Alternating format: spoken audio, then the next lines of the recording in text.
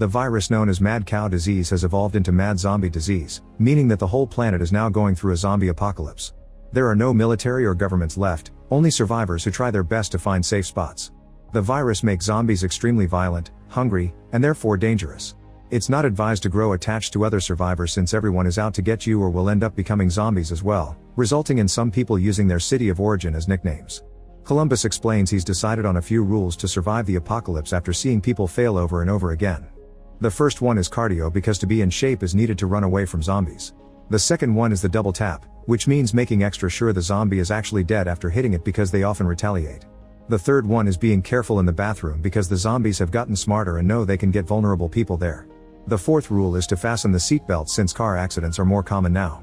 2 months after the initial outbreak, Columbus is at a gas station in Texas. He tries using the bathroom but sees a bloody fingerprint on the door and steps back right before a zombie bursts out. Columbus immediately runs away and the noise attracts a second zombie that joins the chase. All the cardio training makes Columbus fast and he reaches his car only to drop the keys, so he does another lap around the parking lot to keep the zombies at a distance. Then he finally gets in his car. After fastening the seatbelt he drives away, only for a zombie to appear in the backseat. The zombie tries to bite Columbus, who struggles to stop the zombie and causes the car to crash against a building. This sends the zombie flying through the windshield, and Columbus is happy for his seatbelt. Unfortunately the zombie is still not dead, so Columbus shoots it through the window and comes out of the car for a second shot to follow the double tap. As he sits down to rest, Columbus defecates in his pants because of his irritable bowel syndrome. The next day, Columbus continues his trip on foot and shares another rule: travel light. He's going to Ohio hoping to find his shut-in parents still alive. At that moment he sees a strange black truck coming. It has white threes painted on it and a cowcatcher on its front. Columbus moves out of the way before the truck stops and the driver Tallahassee comes out. Both men stare at each other with their weapons out until Columbus asks for a ride with a gesture, and Tallahassee allows him in his truck. As he gets in, Columbus checks the backseat because he's added that to his rules after last night. He also tries to chit-chat and learn more about Tallahassee, who says he doesn't do friendship. A brief flashback shows Tallahassee attacking zombies with chainsaws, so he should be a good companion to have. However, he also has an obsession: to find a snack called Twinkie. After a few hours of traveling, they find a crashed company truck and Tallahassee wants to check it out. Following his rules, Columbus limbers up before following him in case of an attack. They open the truck and lots of snacks come out but no Twinkies, which makes Tallahassee furious. Afterward they look for a restroom and Columbus checks every stall before doing his business. He admits he has lots of phobias, including clowns. In fact he sees one climbing under the door, but it's just a trick of his imagination. Then he remembers how it all started. Before the outbreak, Columbus spent all his time in his room eating fast food and playing World of Warcraft. One evening, he heard desperate knocking on his door and opened it to discover his neighbor 406. She rushed inside as she explained that a sick-looking homeless man bit her when she was walking home and now she was too scared to be alone in her apartment. Columbus allowed her to spend the night and they fell asleep on the couch. Later Columbus woke up to discover 406 became a zombie. She started chasing him around the apartment and Columbus hid in his room, closing the door only to hurt her leg in the process. This didn't stop 406, who pushed her way in and followed him to the bathroom. Columbus tried trapping 406 with the shower curtain but she just pierced through it with her tongue.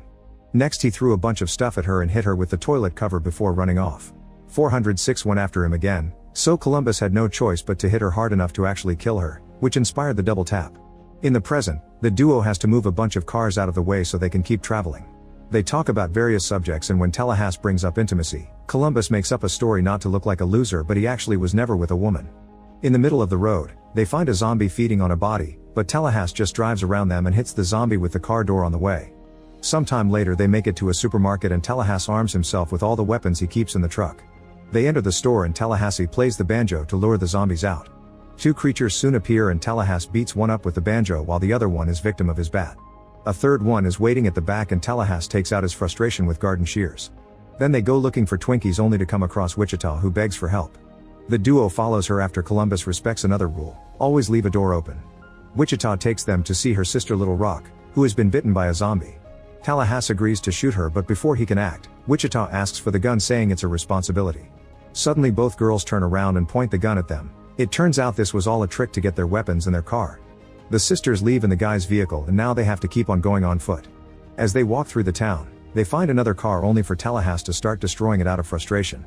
Moments later they find a better vehicle and they have to remove a pair of zombie arms from the wheel. Then they check the back seat and finds a bag full of weapons. Tallahassee shoots one to celebrate before painting a 3 on the door and finally leaving. During the trip, Tallahassee finally shares a little about himself and explains that before the outbreak the most important thing in his life was his dog, who was killed by the zombies. Now he's looking for a new home and says they must enjoy the little things, which Columbus adds to his rules. A few hours later, they find their previous car abandoned on the road with the word help on the door. Tallahassee goes to investigate but finds nothing, so he goes back to Columbus only to discover Little Rock is hiding in the backseat. She fires a warning shot to disarm Tallahassee and makes Columbus honk the horn so Wichita joins them. At least this time they keep the guys in the car and the group leaves together. A flashback reveals that the sisters have been scamming people since before the outbreak. Wichita would pretend to have lost an important ring in front of awkward losers and showed off her body to distract them. Then she would promise the guys that she would pay $3,000 to whoever found it. After Wichita left, Little Rock would find the ring and the guys would buy it for them for hundreds of bucks, thinking they would get even more money for it later. The sisters had a whole bag of rings that only cost $30 and pulled this trick at every opportunity. In the present, Little Rock gets distracted and Tallahassee gets his gun back, so Wichita stops the car and points her gun at him. Columbus finally snaps and convinces them that cooperating is the best way to survive. During the trip, Little Rock explains they're going to Pacific Playland, an amusement park that supposedly is zombie-free. It's clear that Columbus is crushing on Wichita, but she's rather cold and tells him Ohio is a ghost land with no survivors, not knowing this means Columbus' parents are dead. Feeling bad for dropping the bomb like that, Wichita agrees to give him a ride until he finds his own vehicle. Later that night, after the others have fallen asleep, Columbus and Wichita chat and bond. When they find a truck for Columbus, he accepts the fact he has no family left and decides to stay with Wichita instead. In the middle of the night, they stop at a store for food. Columbus wants to impress Wichita, but he has a rule that says don't be a hero, so Tallahassee goes first. He rings a bell and a zombie comes out, which immediately gets shot down. Tallahassee calls it Zombie Kill of the Week, but Columbus thinks that title goes to a nun that killed a zombie by throwing a piano on it. Once inside, Columbus puts on cologne to impress Wichita and Tallahassee mocks him for it, so Columbus puts perfume on him too. Tallahassee answers by hitting him, and Columbus accidentally breaks a decoration in the process. Then Tallahassee tells him to break more and soon the entire group is breaking all the merchandise in the store just for fun. Afterward the group returns to the road and chats about dozens of silly topics, allowing them to become friends. Eventually they make it to California and they agree they need a place to rest. They stop the car so they can grab a Hollywood map, shooting a few zombies in the process. Moments later they break into Bill Murray's mansion, which makes Wichita excited because she's a big fan. However, Little Rock doesn't know who he is. Tallahassee is disappointed to find no Twinkies, but Columbus is delighted to find a private theater and makes Little Rock watch Ghostbusters with him. He uses the chance to try to learn more about Wichita's preferences, but Little Rock isn't helpful. Meanwhile, Tallahassee and Wichita are startled by the appearance of a zombified Bill Murray. Wichita hits him with a golf club and Bill screams in pain normally, revealing he's fine and just wearing zombie makeup to avoid getting attacked by the monsters. Tallahassee and Wichita show how big fans they are and Bill gets his ego stroked, then he shares some Mary Jane with his new friends. They take so much that they end up taking movie props and pretend they are the Ghostbusters. Next they decide to prank the others. Bill enters the theater making zombies noises, so a startled Columbus shoots him.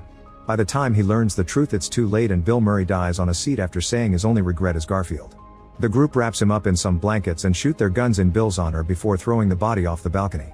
That night they have dinner and play board games by the fireplace. They remember their old lives and Tallahassee reveals he didn't used to have a dog, he actually had a son. He cries and uses money as a handkerchief. Moments later Tallahassee fires at random objects for fun and teaches Little Rock to be a better shooter. Meanwhile, Wichita and Columbus share stories from their teen years while drinking and Columbus admits he didn't have a prom date.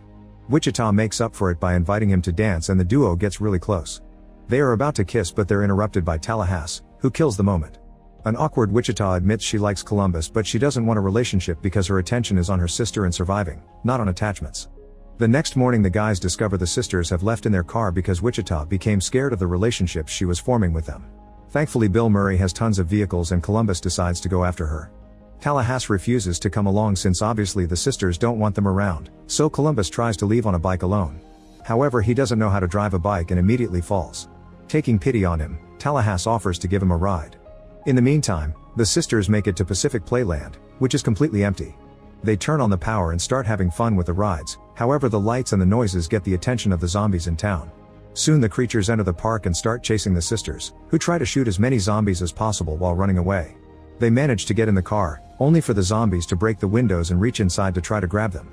Wichita speeds up the vehicle and once they leave most of the horde behind, the sisters jump off the car and let it go on until it falls in the water with a bunch of monsters.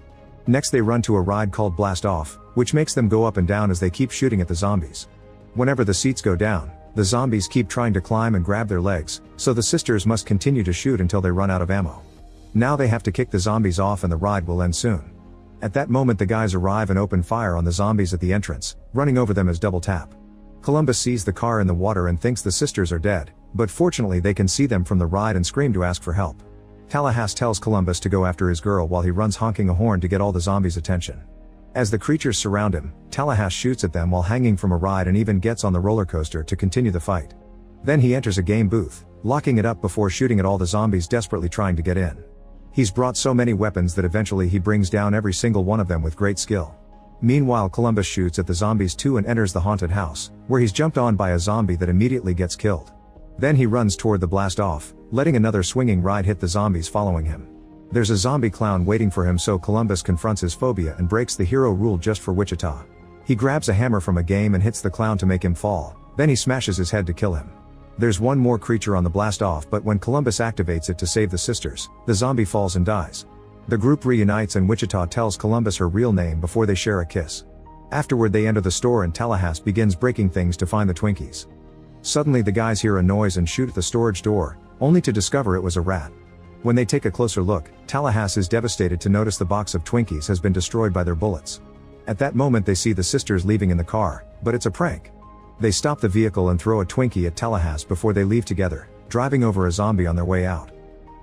Make sure to subscribe and turn on notifications so you can watch more videos like this. Thanks for watching.